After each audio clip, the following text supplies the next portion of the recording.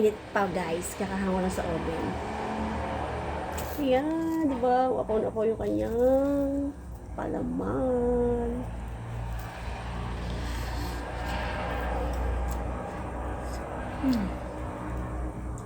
Ano yun?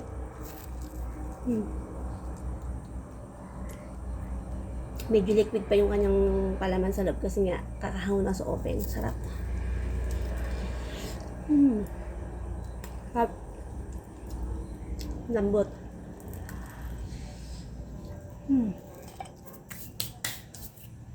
Ayan guys, nakita nyo, paw na paw yung kanyang sarap. Loaded. May tawag sila dyan, yung patok na patok ngayon na bakery, na ganyan ang ginagawa sa Spanish bread, yung sobra-sobra yung kanyang palaman. Sarap niyan. Ilang gabi, tsaka nga ako nagbe-bake, kaya tumataba ako. Ilang gabi nga guys, tsaka ako nagbe-bake, kaya pag tinikman ko yan, tumataba tuloy ako. Sarap kasi. Ang sarap. Hanggat mainit. Mainit talaga.